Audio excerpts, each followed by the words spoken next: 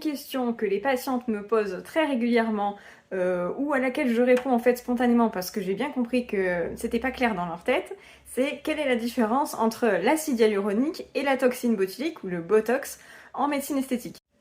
Alors ce qu'il faut savoir, c'est que même si ce sont en médecine esthétique deux produits injectables, c'est deux produits qui n'ont aucun rapport à la fois dans leur mode de fonctionnement, mais aussi dans le type de signes de l'âge qu'ils vont traiter en fait. Donc on rappelle, j'en ai déjà parlé dans une vidéo précédente, l'acide hyaluronique c'est un polysaccharide qui va se présenter sous la forme d'un gel injectable qui va être plus ou moins dense, plus ou moins compact pour pouvoir traiter différentes indications.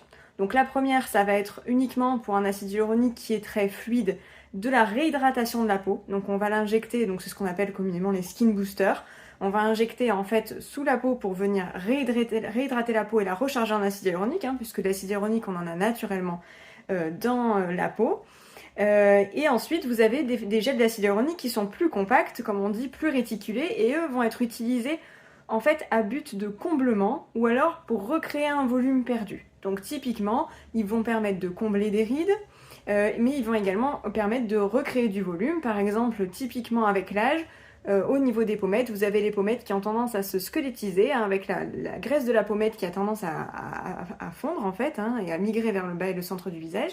Venir réinjecter de l'acide hyaluronique au niveau des pommettes, ça permet de casser cet effet un petit peu visage qui se creuse.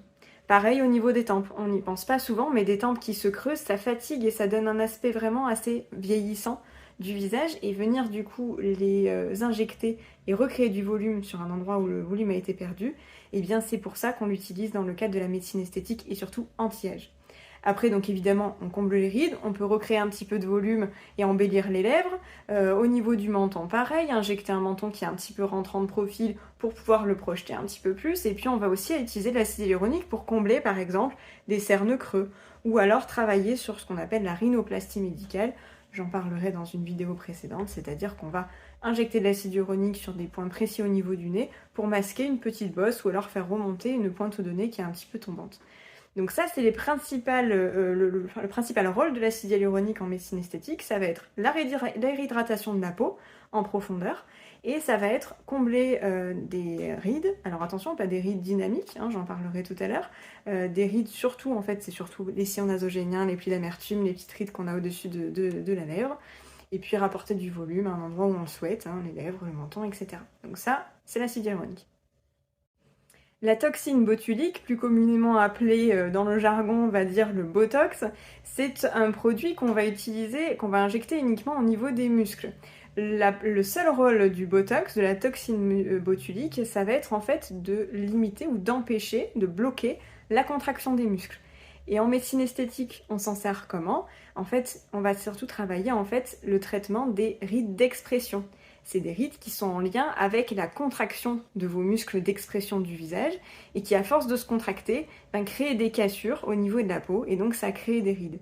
Et ces rides-là, on a beau les combler avec de l'acide hyaluronique, si vos muscles ils continuent à forcer et donc à continuer à créer cette ride, au bout de quelques mois, l'injection d'acide hyaluronique n'aura aucun effet. Donc la zone qui va être traitée avec le Botox, donc la toxine botulique, c'est ce qu'on appelle le tiers supérieur du visage. C'est toutes les rides d'expression qu'on a donc au niveau de la partie supérieure de notre visage. Donc la plus connue, c'est la fameuse ride du lion, donc ici, la ride de la glabelle. Ensuite, les rides au niveau du front, les rides occidentales. Vous voyez que si je ne fais pas l'expression, j'ai pas de ride. Si je contracte mes muscles, et bien du coup, la ride apparaît. Donc c'est bien une ride d'expression. Et également les pas de doigts. Quand on va sourire, on va avoir du coup les rides de la patte de doigt qui vont apparaître parce qu'on a la contraction de ce muscle ici qui s'appelle le muscle orbiculaire et qui va du coup créer ces rides. Donc au début, en fait, dès qu'on relâche, quand on est assez jeune, on va faire l'expression, quand on va relâcher, il n'y a pas d'apparition de rides. Et en fait, au fur et à mesure, on voit qu'il y a une petite cassure de la peau au niveau de la peau qui apparaît.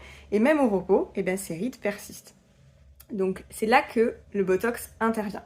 On va injecter du Botox au niveau des muscles qui sont responsables de ces expressions pour bloquer leur action. Donc on ne pourra plus faire cette expression-là, par exemple. Et donc ça va permettre en fait de traiter la fameuse ride du lion, les fameuses rides du front et les rides de la patte de doigt. Donc c'est vrai que c'est rare qu'on utilise de l'acide hyaluronique au niveau du tiers supérieur du visage. Ça peut se faire, mais c'est rare, parce qu'en fait, tant qu'on ne va pas bloquer le muscle qui va être responsable de la ride, et bien du coup la ride réapparaîtra très rapidement. Donc c'est important de faire le distinguo entre les deux. Donc c'est vrai que des fois des patientes me disent oui oui, je sais que j'ai fait des injections auparavant, oui je crois que c'était du Botox, et puis elles me parlent des lèvres, ou elles me parlent de leurs pommettes. Moi voilà, je me dis, je pense que c'était pas du Botox, c'était surtout de l'acide hyaluronique. Donc c'est bien de faire la différence, de comprendre ce qu'on vous fait. Moi je passe beaucoup de temps à expliquer à mes patientes pourquoi j'injecte, qu'est-ce que j'injecte comme produit, qu'est-ce qu'on en attend, quel résultat on va en attendre.